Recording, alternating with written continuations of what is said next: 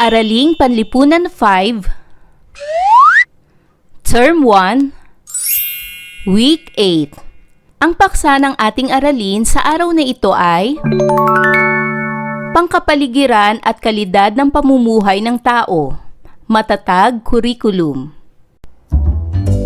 Hello kids, it's me, Teacher Frel. Don't forget to subscribe, like, share, and hit the notification bell for the latest video. Have fun learning, kids!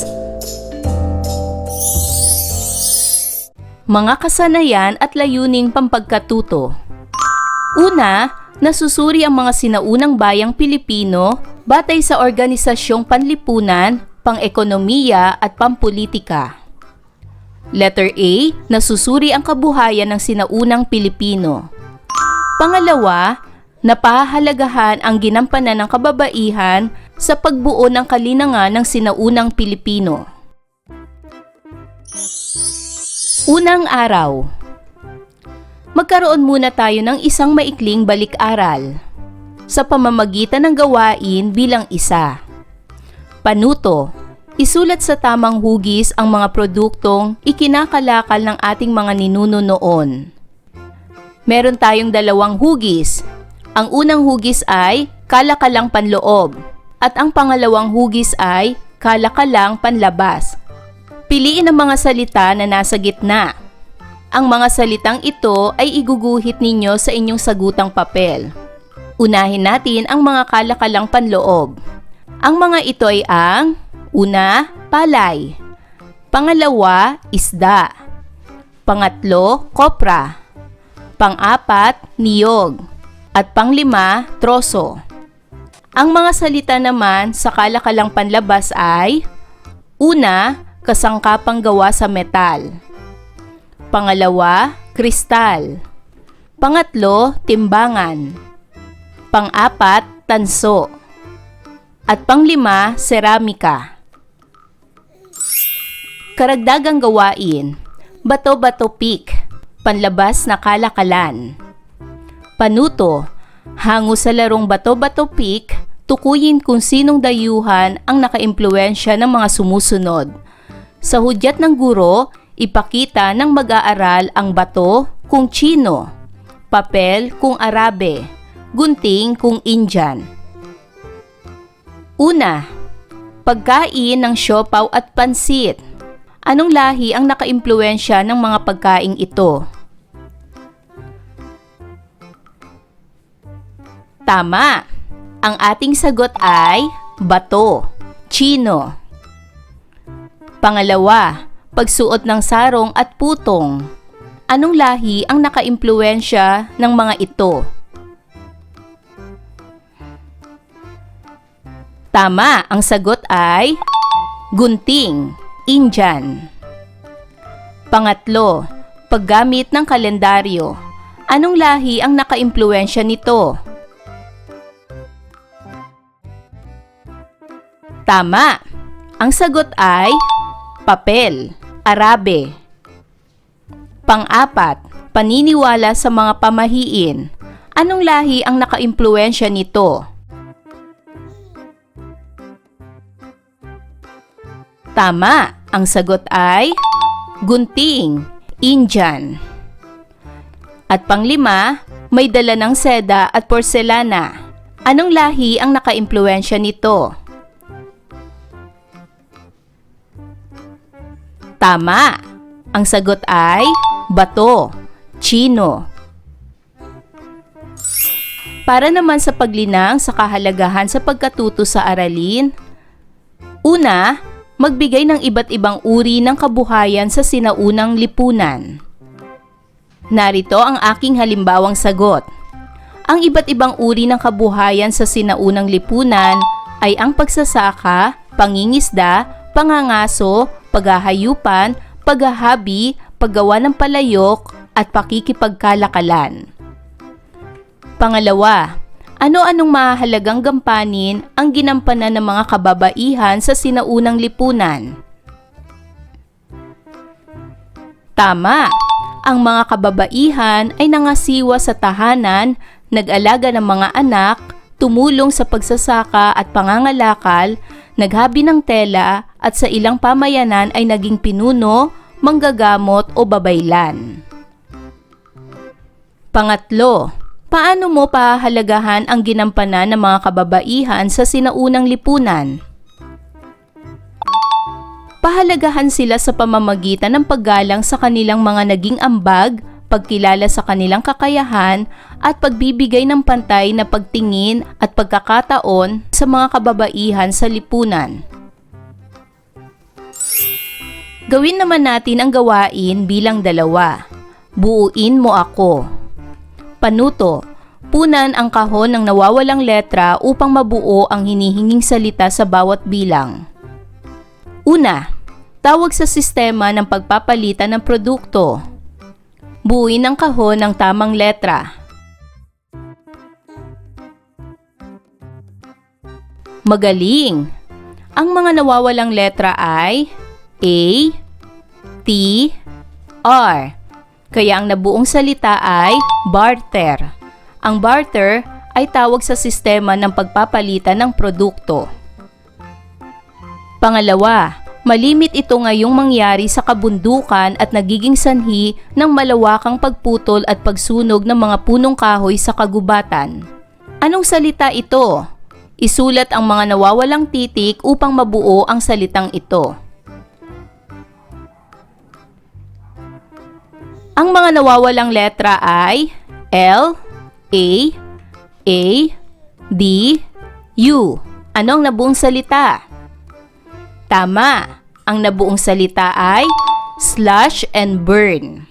Ang slash and burn ay malimit ngayong mangyari sa kabundukan at nagiging sanhi ng malawakang pagputol at pagsunog ng mga punong kahoy sa kagubatan.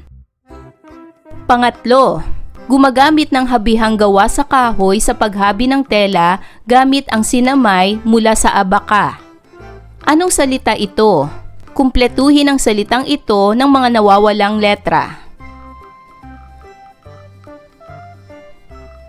Ang mga nawawalang letra ay P, H, A. Ano ang nabuong salita? Magaling! Ito ay paghahabi. Pang-apat, tawag ng mga Bisaya sa nanguna sa mga panrelihiyong ritual. Anong salita ito? Punan ang kahon ng mga nawawalang titik. Ang mga nawawalang titik ay A, B, L. Anong nabuong salita?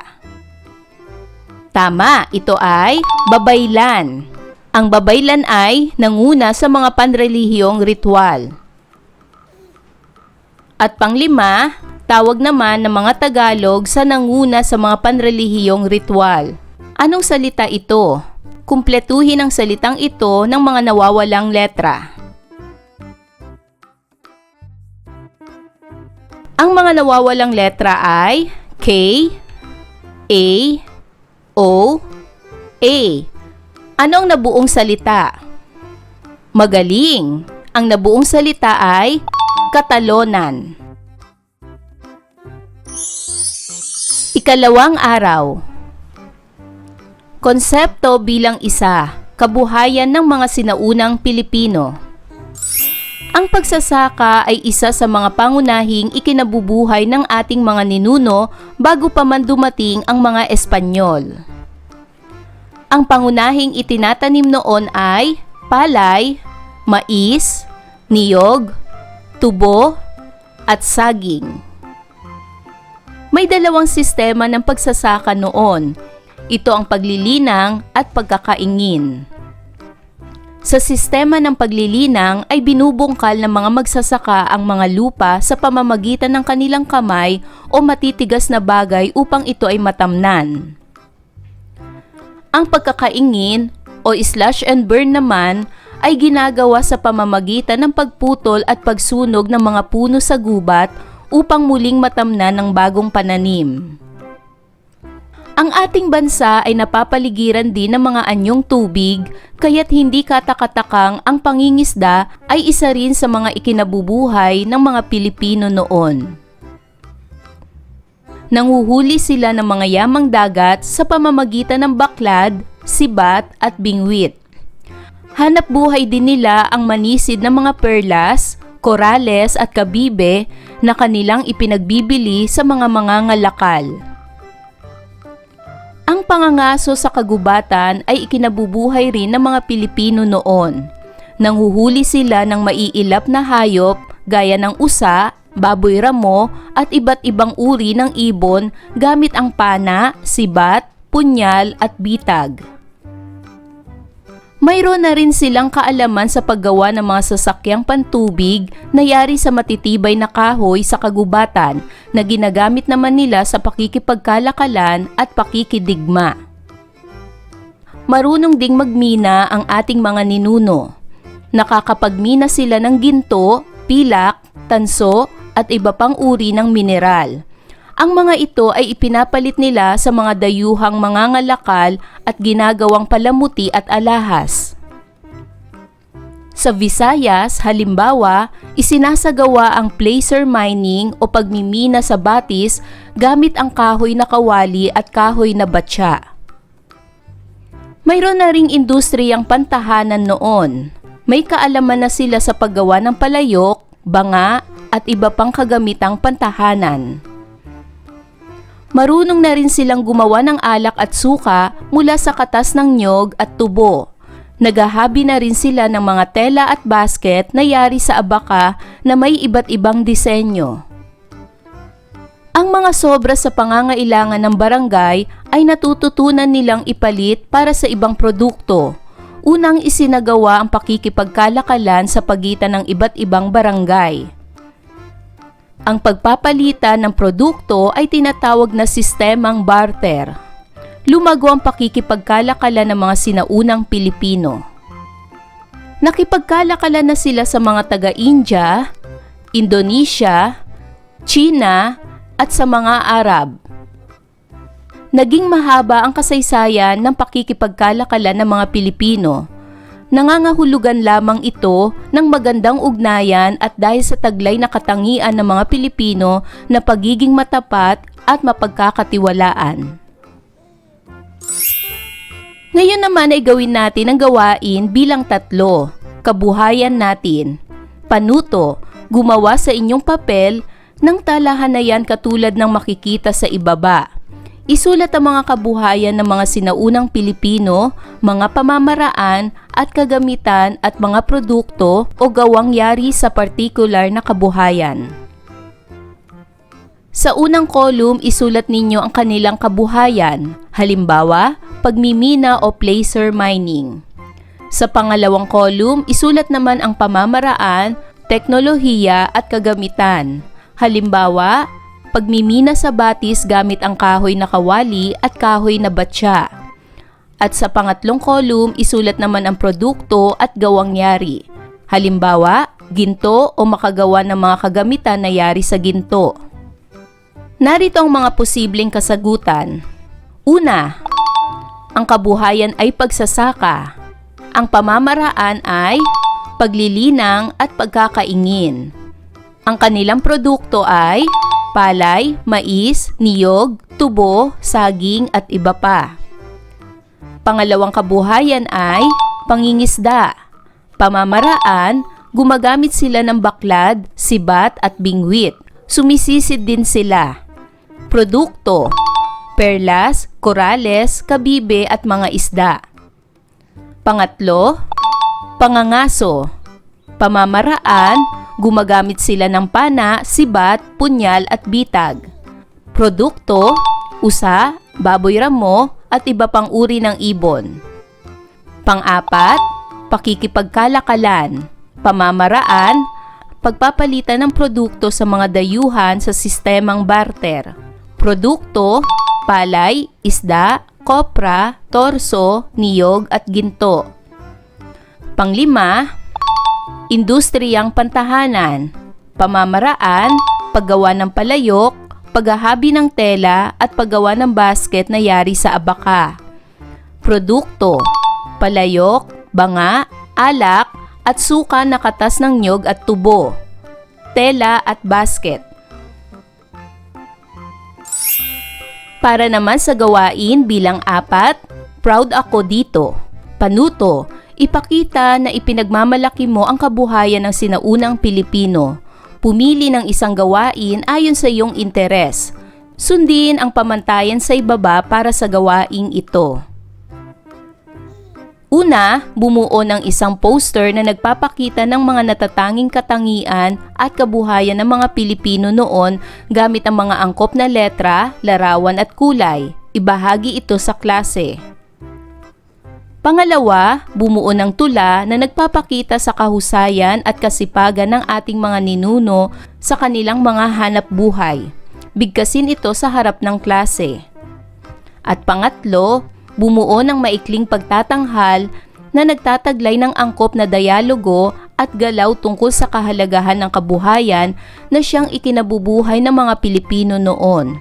Maaring makipangkat sa iyong mga kaklase o maghanap ng kapareha. Itanghal ito sa klase.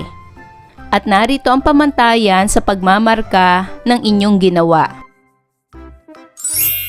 Para naman sa gawain bilang 5, kapareha ko, hanapin mo.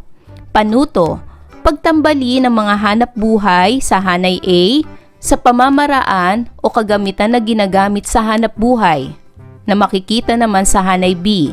Isulat lamang ang titik, sapat lang. Sa hanay A ay ang mga kabuhayan o hanap buhay. Sa hanay B naman ay piliin ang mga pamamaraan o kagamitan na ginagamit dito. Unang bilang, pangangaso. Ano ang tamang pamamaraan na makikita sa hanay B? Magaling! Ang tamang sagot ay letter C. Gumagamit sila ng bitag o patibong tulad ng mga hukay upang makahuli ng malalaking hayop. Pangalawa, pagkakaingin o slash and burn. Ano ang pamamaraan nito? Makikita sa hanay B. Tama! Ang sagot ay letter A. Malawakang pagputol at pagsunog ng mga punong kahoy sa kagubatan bago tamnan. Pangatlo, pangingisda. Ano ang pamamaraan nito? Tama! Ang sagot ay letter E. Lambat, bingwit, basket at lason ang mga pangunahing kagamitan sa pangingisda. Pang-4, pagpapalayok. Ano ang pamamaraan nito? Tama! Ang sagot ay letter B. Isang proseso at ang mga produkto ng paghuhubog ng sisidlan at ibang bagay na may putik o luwad. At pang-5, paghahabi. Ang tamang sagot ay letter D. Gumagamit ng habihang gawa sa kahoy sa paghahabi ng tela gamit ang sinamay mula sa abaka. Para naman sa gawain bilang 6, hagdan ng pagpapahalaga. Panuto, batay sa napag-aralang aralin, ano-anong magagandang katangian ng ating mga ninuno ang nais mong tularan. Pumili ng 5 at ihanay ito ayon sa iyong pagpapahalaga. Ilagay sa mga hagdan at ipaliwanag kung bakit ito ang iyong napili. Narito ang aking napiling mga katangian ng mga sinaunang Pilipino noon. Ang una kong napili ay matapat. Ang pangalawa kong napili ay masipag. Ang pangatlo ay matiyaga. Ang pang-4 ay mapagkakatiwalaan. At ang pang-5 ay mapagmahal sa kalikasan. Ang dahilan ay ito ang aking napili dahil naniniwala akong ang mga katangiang ito ay makatutulong sa akin upang maging mabuting tao, responsableng mamamayan at magkaroon ng magandang kinabukasan. Ikatlong araw. Konsepto bilang 2. Kababaihan sa sinaunang lipunan. Mataas ang pagpapahalaga ng sinaunang lipunang Pilipino sa kababaihan. Bukod sa katungkulan bilang ina at tagapangalaga sa pamilya, may mahalagang bahagi rin silang ginagampanan sa lipunan. Kababaihan ang nagsisilbing mga espiritual na pinuno sa sinaunang Pilipino. Ang mga Katalonan sa mga Tagalog at Babaylan sa mga Bisaya ang nanguna sa mga panrelihiyong ritual. Nagsilbi silang tulay sa pagitan ng mga tao at ng mga Diyos at Diyosa at tagapamagitan upang makausap ng mga nabubuhay ang mga yumao. Idinudulog din sa mga Katalonan at Babaylan ang mga karamdaman, pisikal man o supernatural. Naging papel din ng mga kababaihan sa sinaunang lipunang Pilipino ang pangangalaga at pag-iingat sa kultura at panlipunang karunungan o kaalaman ng kanilang lokal na pamayanan. Ang Babaylan ang nagtatakda noon kung kailan dapat sisimulan ang paghahawan ng kagubatan at kung kailan magsisimula ang pagtatanim. Katulad sa Ifugao, nangunguna ang mga kababaihan sa pagtatanim at pag-aani. Nagtamasa rin sila ng mga karapatan tulad ng mga sumusunod: pagmamay-ari at pagmamana ng mga ari-arian, pakikipagkalakalan, pagiging datu kung walang lalaking magmamana ng katungkulang ito, pamimili ng mapapangasawa, pakikipagdiborsyo sa asawa at muling pag-aasawa, at pagpapangalan ng anak. Kakaiba rin ang paraan ng panliligaw o panunuyo noon. Hindi kaagad-agad magiging asawa ng sinumang umiibig sa kanya ang isang babae. Dumaraan muna sa maraming pagsubok ang isang lalaki bago mapangasawa ang nililigawan. Kinakailangan munang magsilbi ang lalaki sa pamilya ng babae sa loob ng ilang buwan o taon. Sa pag-aasawa naman ay kinakailangang magbigay ng dote o bigay kaya ng pamilya ng lalaki sa babae. Karaniwang binibigay ang lupa, ginto, anumang ari-arian o kahit anong makakaya ng lalaki para sa pamilya ng babae. Ngayon ay dumako na tayo sa gawain bilang 7. I-react mo. Panuto. Batay sa iyong natutunan sa aralin, tukuyin kung ang isinasaad sa pangungusap ay nagpapakita ng katangian o karapatan ng mga kababaihan sa sinaunang lipunan. I-react o iguhit ang masayang mukha at iguhit naman ang malungkot na mukha kung ito ay hindi. Una, kababaihan ang nagsisilbing mga espiritual na pinuno sa sinaunang Pilipino. Ito ba ay masayang mukha o malungkot na mukha?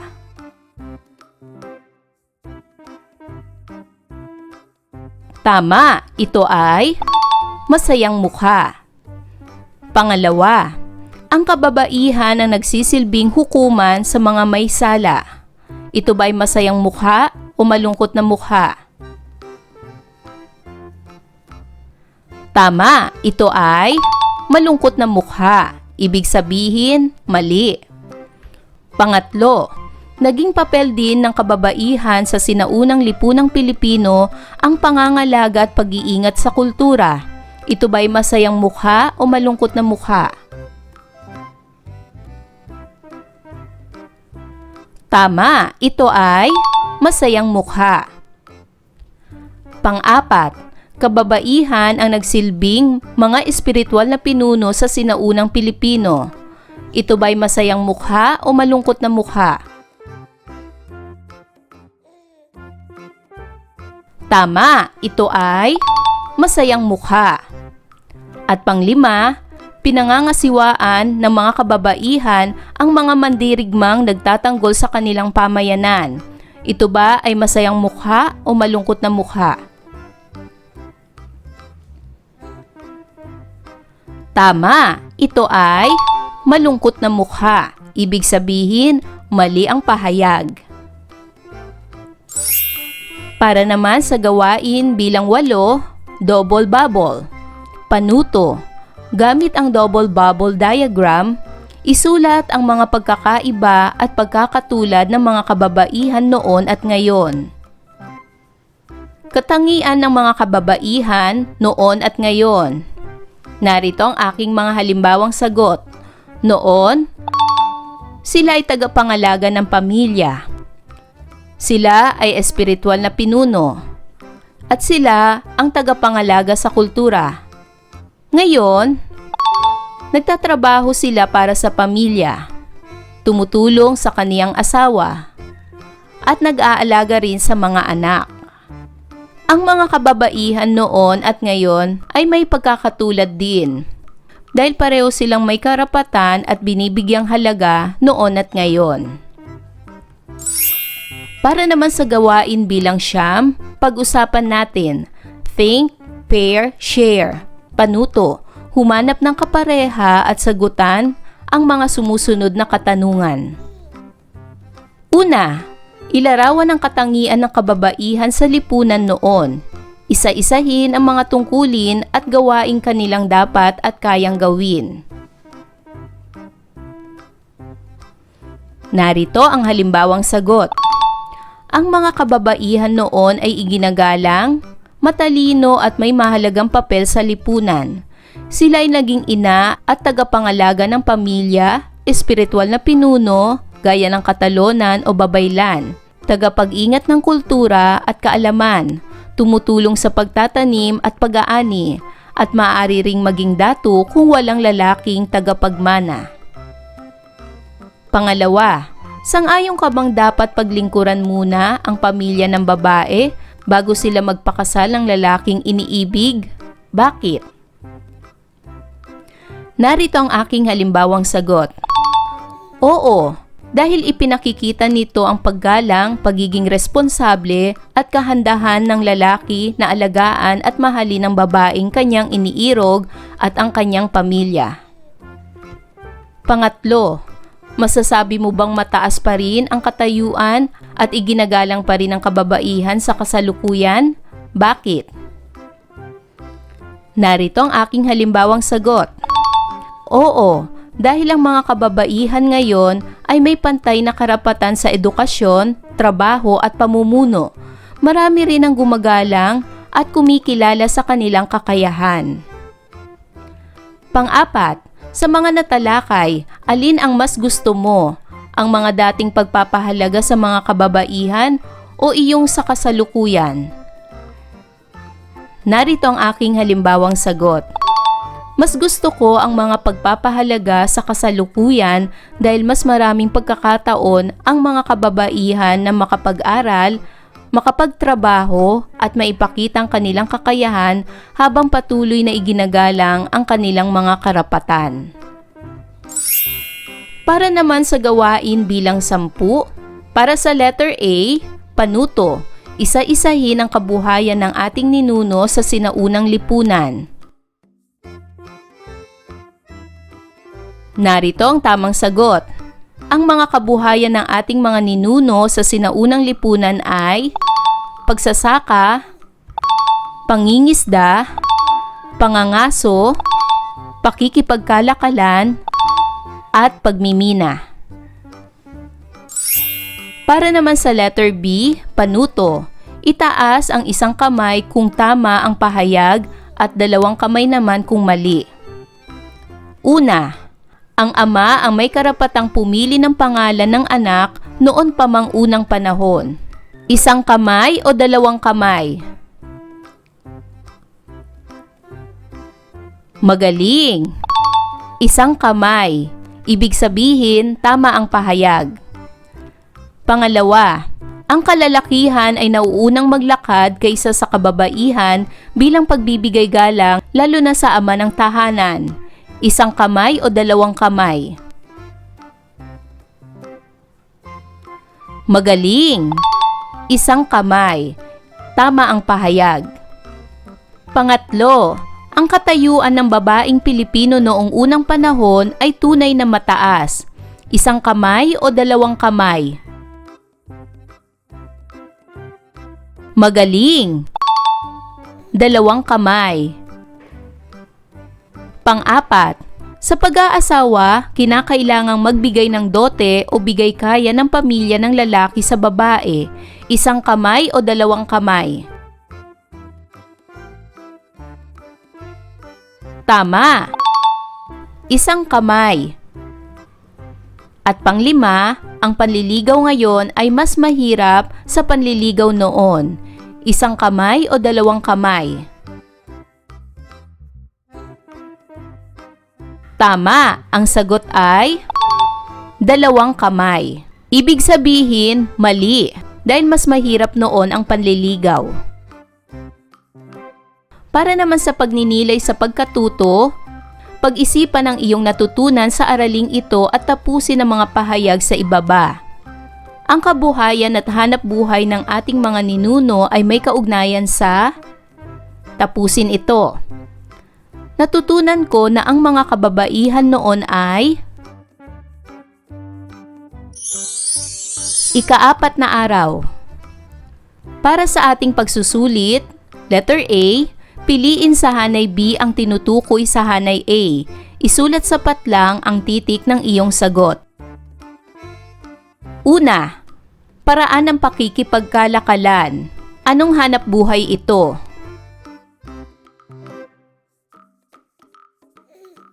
Tama.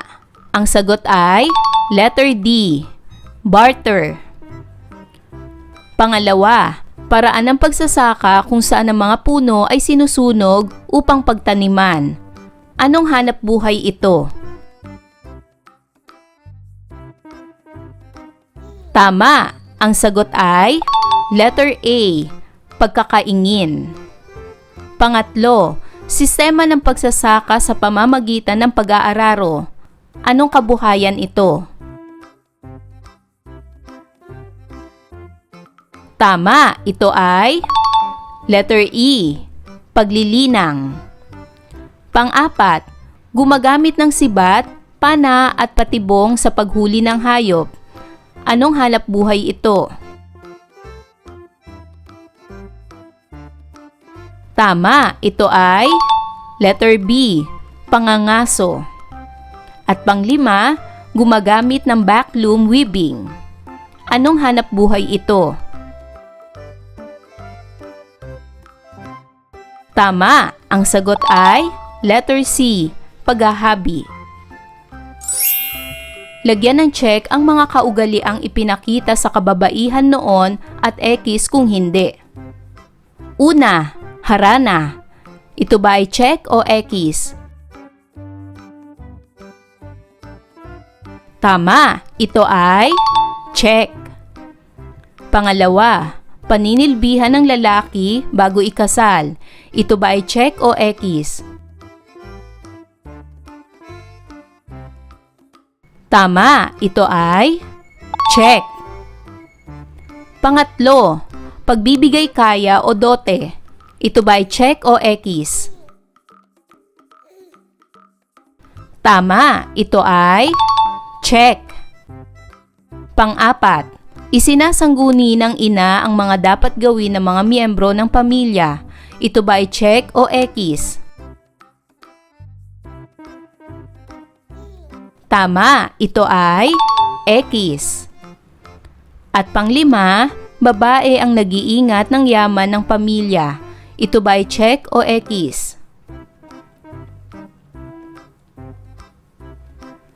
Tama, ito ay check. Ayan mga bata, naunawaan niyo ba ang ating aralin sa araw na ito? Kung ganon, magaling!